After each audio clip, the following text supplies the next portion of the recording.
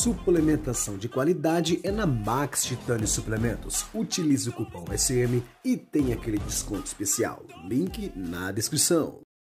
Marcelo Bella, dono da Black School, ele falou sobre o marketing esportivo. Ele citou exemplos, fez observações. Godovito também fez um comentário sobre. Lembrando, se você quer assistir este podcast completo, o link está na descrição.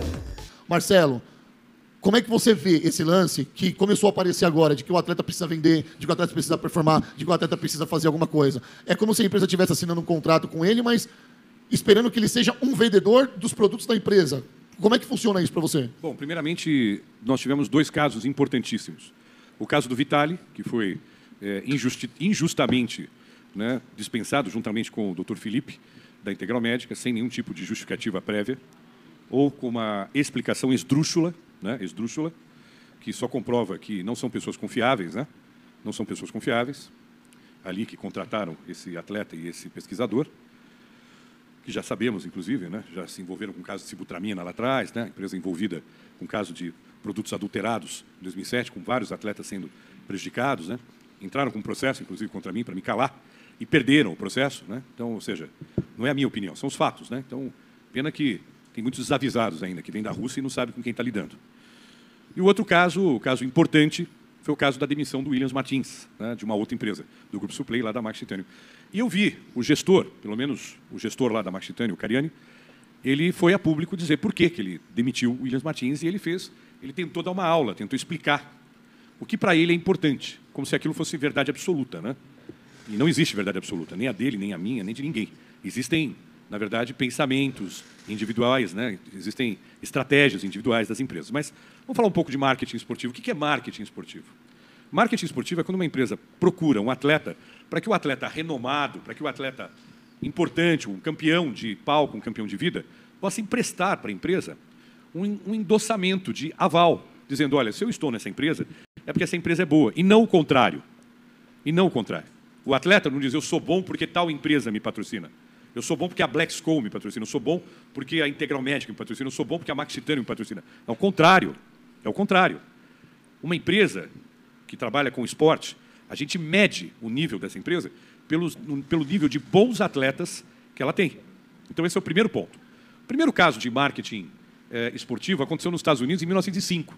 Se o Lúcio e o Pablo puderem colocar na tela, para mim colocar para vocês. É o Ronus. Olha aí. Esse aí é o holandês voador, que em 1905, o ONUS, né, pelo Pittsburgh, ele foi o primeiro atleta a dar endosso, aval, para uma empresa de tacos de beisebol, que é uma empresa, ainda existe até hoje, e que é um setor esportivo bilionário em dólar, que é o beisebol.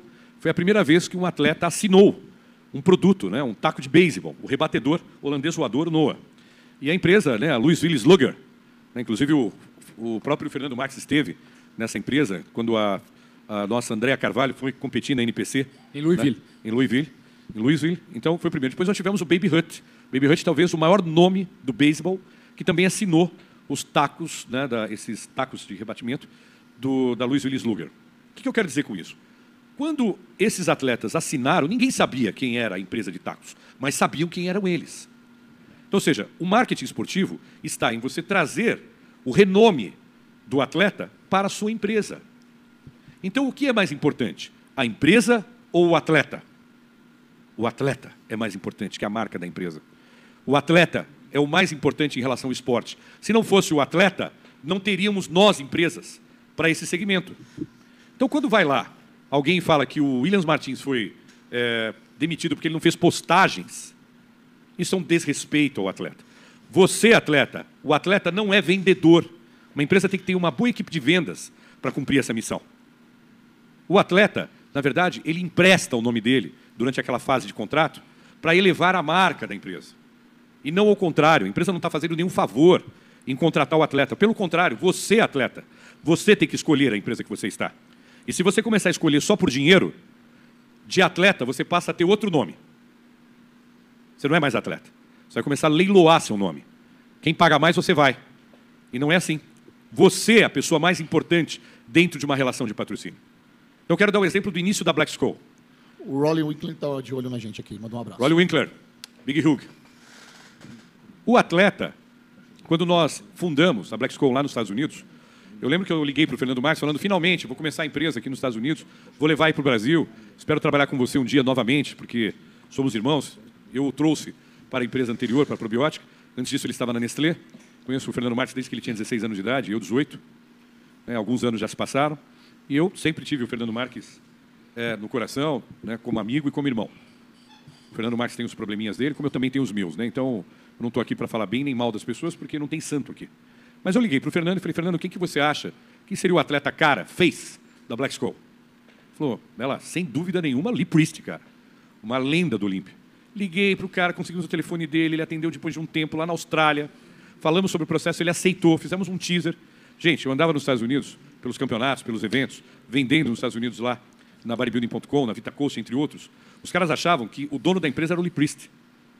Uma vez, eu estava no aeroporto, e tudo bem, e um assistente nosso, vou contar essa história engraçada, um assistente nosso, que estava conosco, meu irmão. Tá entendendo, Good Vitor? Tá entendendo? Meu irmão, ele jogou. Você pode traduzir para ele enquanto eu falo, sem problema.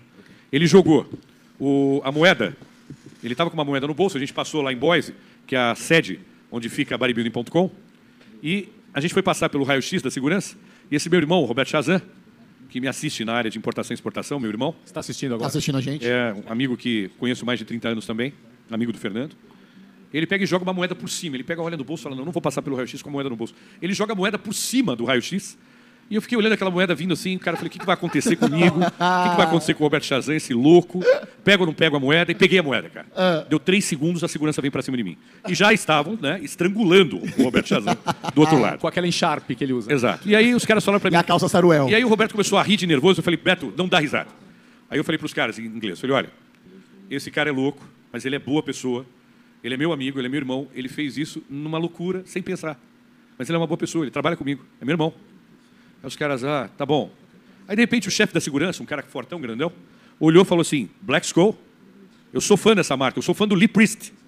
E ele contou para mim que ele tomava um produto nosso chamado Monster, que é o Monstrous, que é um hipercalórico, que ele tinha câncer, ele era um atleta de powerlifting, ficou com câncer e começou a tomar nosso produto e se curou do câncer por uma série de coisas e o Monstrous ajudou ele.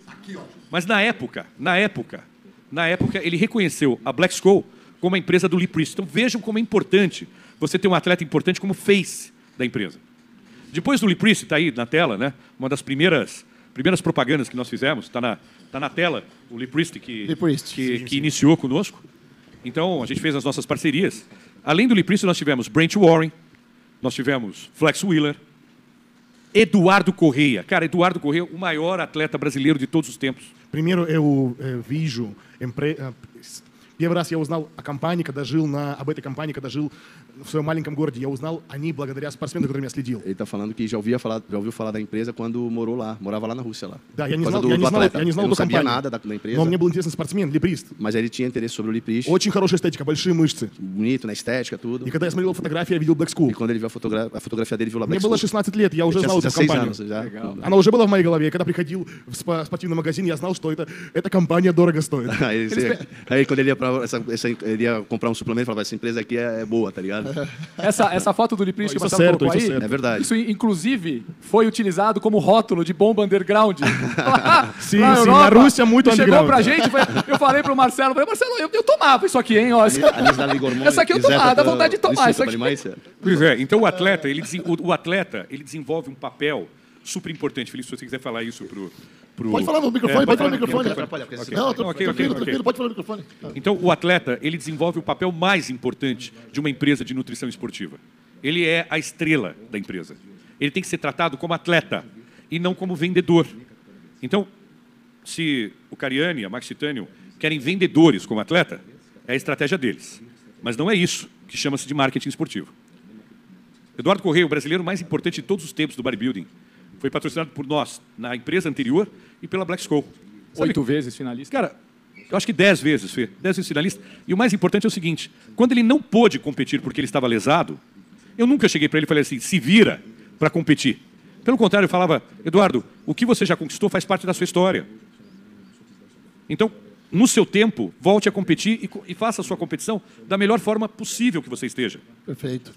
Auxiliamos o Eduardo, inclusive, na parte médica, com despesas médicas, que não estava no contrato. Ele ficou 3 anos sem competir. Mesmo assim, nós utilizamos a imagem dele da melhor forma possível. E se hoje a Black School está onde está, eu agradeço aos atletas que eu comentei, incluindo o Eduardo Corrêa, não porque ele tinha um cupom de vendas. Se eu dependesse dele e da Carol Saraiva, que é lindíssima, uma das mulheres mais bonitas do mundo, Musa Fitness. Acho que está até mais bonita agora, depois que foi mãe. Se eu dependesse dos dois, do Eduardo Corrêa e da Carol Saraiva, para vender por cupom para mim, eu estava morto. Sabe por quê? Eles não são vendedores. Eles não são vendedores. Eles são atletas. O atleta tem que ser atleta, tem que treinar, se alimentar bem, descansar, estar com uma saúde boa, cuidar da sua família, estar feliz para poder competir. E quem decide a competição não é o patrocinador. Quem decide a competição, fanfarrão, quem decide, fanfarrão, é o atleta. Se você cortou o cara porque você queria que ele competisse no Arnold, você é um fanfarrão. Vai lá e você compete. Bota o teu shape lá. É muito ruim isso, né, Marcelo? Sabe? Então, ou seja, é fácil você colocar alguém para competir. Ou se você quer que o seu atleta seja vendedor, fala para ele parar de competir e contrata ele para a área comercial. Sabe tudo. Sabe tudo. Área comercial. E o que você faz com o Cedric aqui? Eu gostaria que você revelasse isso para as pessoas, que é um segredo aqui. Não é segredo nenhum. É só uma coisa que a gente não comenta. Porque o Cedric nos deixou já tem um ano. Um ano, e você faz um trabalho de... O contrato foi cumprido até o final, com a família cara, sabe? Dos royalties, das coisas. Eu queria que você falasse sobre isso, Marcelo. E recentemente, o Sérgio Oliva era para vir competir.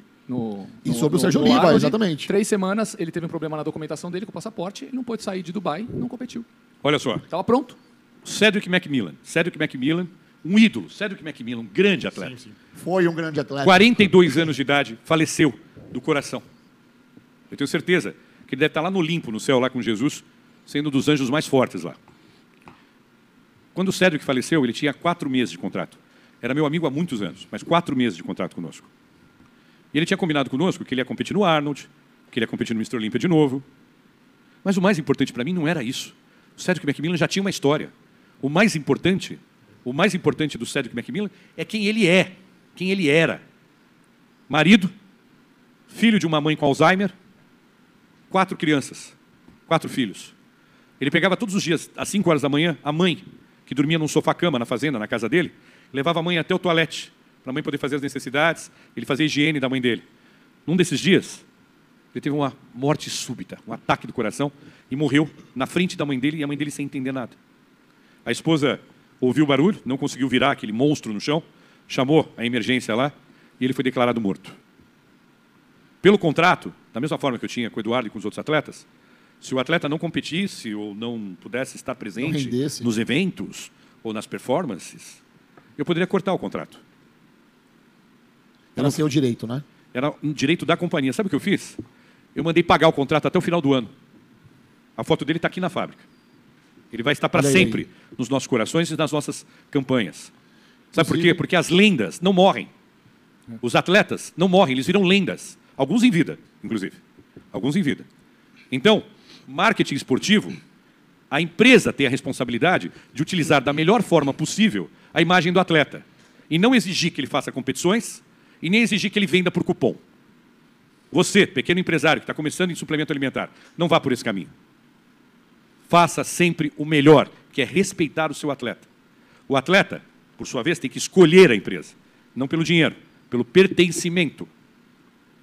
Então, eu fico muito triste quando eu vejo empresas importantes fazendo isso com atletas. Porque se não fossem os atletas, essas empresas não existiriam. Mas eu que sou um cara velho, eu que sou um cara old school, eu vou tratar os meus old schools, vou tratar os atletas jovens também, como eu gostaria que eu fosse tratado quando eu era atleta, com respeito.